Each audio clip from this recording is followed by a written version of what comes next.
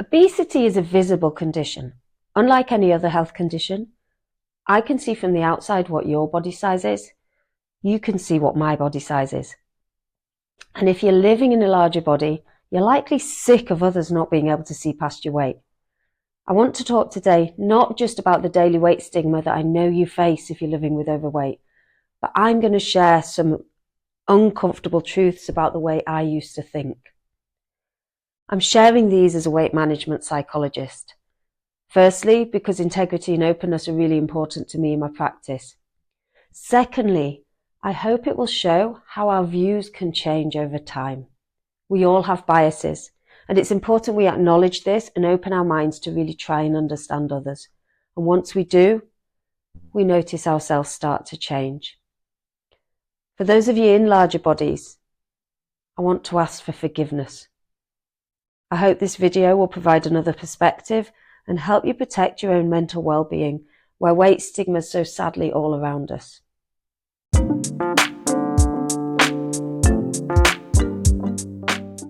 I'm Dr. Paula Watson. I'm a Liverpool-based psychologist providing therapy for people struggling with weight, disordered eating and exercise. This is the 6th video in my weight loss psychology series, where I'm sharing truth 5 of 10 hard truths that will help you understand why you struggle with weight and help you feel less alone. Please subscribe if you'd like to catch the whole series. And if you haven't yet watched the intro video, I'd encourage you to check it out.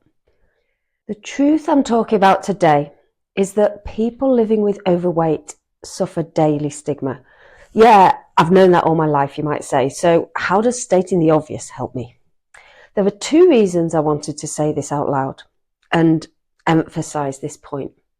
Firstly, as health professionals, I think we can be a bit blind to this issue. And if we don't have lived experience ourselves, which I don't, it's really important we do the work to get to know ourselves and to reflect on our own biases. So this video is a bit different from others I've posted in that I'm sharing my own uncomfortable truth. I used to judge people for their weight. I'm ashamed to admit, but I want to share openly. And I want to acknowledge that we can all make mistakes, but by being self-aware and owning these mistakes, we can learn and move on. Secondly, by acknowledging the realities of the environment we're living in, we can think about why those biases might exist, what we can and what we can't control. And importantly, if you're a victim of this stigma, what you can control to protect your mental well-being and to prevent your weight holding you back from what's important to you. I'm not going to spend ages going through the examples of stigma you're probably facing because you know this already. Many are systemic in the way buildings, furniture, workplaces, gyms are designed. Many are implicit in our culture and our language. So presenting at healthcare conferences on obesity as though there's nobody with obesity in the room. Openly complaining about our holiday weight gain despite being notably smaller than the person that we're talking to. Assumptions about weight control just being easy as eat less, move more. And with it, the implicit blame that comes with this. If you can't control your weight, it's your fault. In my late teens and early 20s, I used to openly think and say this very statement. In fact, in some ironic twist of fate, it's probably how I got into weight management psychology. I wanted to understand why, if I could do it, others couldn't. Growing up in a medical family, I was brought up to believe everyone should be able to manage their own weight. And this was further strengthened by my own experiences of weight. So I was a slim, active teenager. I could eat for England. Admittedly, I still can. And I used to think, if I have a stop button and can keep myself active, why can't everyone else? This really makes me feel a bit sick saying this out loud now. But I'm sharing it to acknowledge that we all have biases and we all make judgments. These don't mean we're bad people. And they come for a reason. As a psychologist, I now understand why my background led me to develop these biased views. But the problem would come, and often does come, because in their lives, people just let these views sit there without question. They absorb them into their identities with no consideration or empathy for you, the person they're harming. I didn't let these views just sit there, which is why I'm sitting here today. What changed for me is during my master's degree in sports psychology over 20 years ago now, I started to really ask the questions, what does it feel like to be in a larger body? I started to reflect honestly on the judgments I was coming up with, and I started to question these. I admitted uncomfortable truths to myself. Like, I remember one day I was coming back on the coach from London and I was sitting next to someone in a larger body. They had 1.5 seats, I had half a seat, and I was annoyed.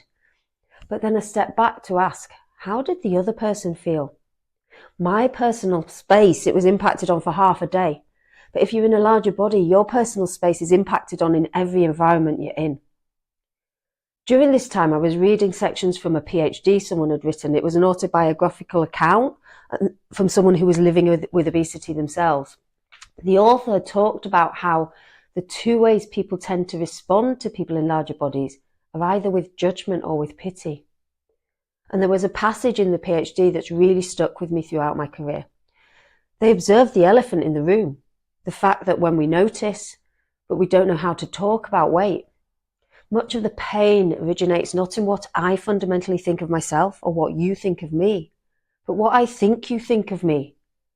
The content of this fantasy belief, by collusion between you and I, is never reality tested due to an interpersonal discomfort we both share about being fat. I then worked for years supporting families living with obesity to change their lifestyles. I saw firsthand the challenges, the realities, and the inequalities that exist. I saw how much every parent of every child struggling with weight is just doing their best. I remember one child commenting when they came to Goals, the program that I ran, it's easier to talk to people here because they don't tell you to go away or you're not fit to be with us. They actually say, oh, hi, how are you today? Do you want to come and join us? And it gave me a glimpse into the daily life, what daily life was like for these children. By stepping into others' shoes, I learned firsthand the truth in what the late psychologist Carl Rogers said. If I really let myself understand another person, I'll be changed by that understanding. Because I was changed. I started to notice I was thinking differently. I was really seeing the difficulties it takes to manage weight in modern society. I now don't think it's your fault if you struggle with your weight, if you overeat, or if you're not active. I now understand how incredibly tough it is to manage weight in this society. I now understand that I can't tell from your body size what you eat, how much you move, or how fit and healthy you are.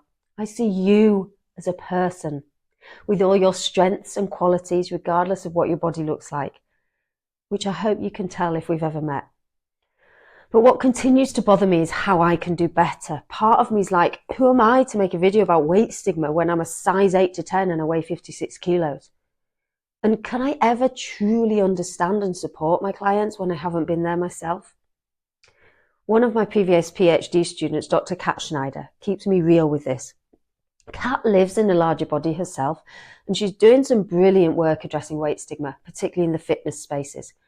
In one of Kat's recent blogs, she wrote about the things we don't say, and her words really struck a chord with me. You say your bodies are beautiful, but your worst fear is to have a body like mine.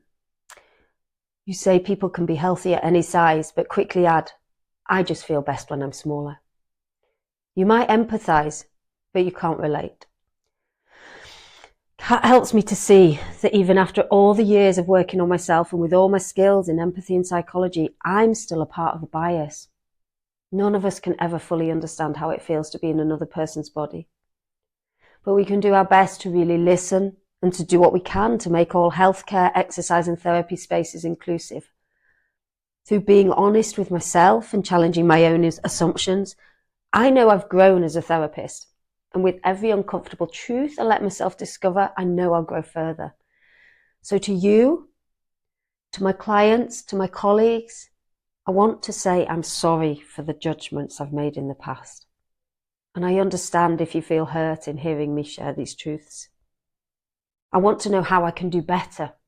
Call me out if I say something insensitive, if I patronise or if I offend you, because I know I get it wrong sometimes. And if you're in a larger body, always remember, you are a worthwhile person who deserves to be in this world, regardless of what you weigh or what your body looks like. Never let your weight hold you back from from doing what's important to you. And Kat, my inspirational friend, is the best reminder of this. I've linked her website below, so check her out on social media if you want to support the fight against weight bias. And if you're a health professional, educator, or friend who sees your biases in what I've shared, I hope my openness will encourage you to do the same. You might be interested in watching my previous video that discusses how weight management is so much more complex than just discipline and willpower. We can all change. We just need to let ourselves truly understand first. Which is why, as therapists, a really important part of our training and development is reflecting on ourselves, doing our own personal therapy, and having ongoing supervision.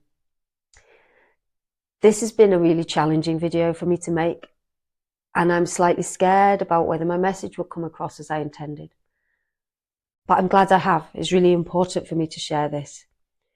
I've shared it before in my teaching and writing, but somehow saying it to you in person, it feels more exposing, but also feels more important.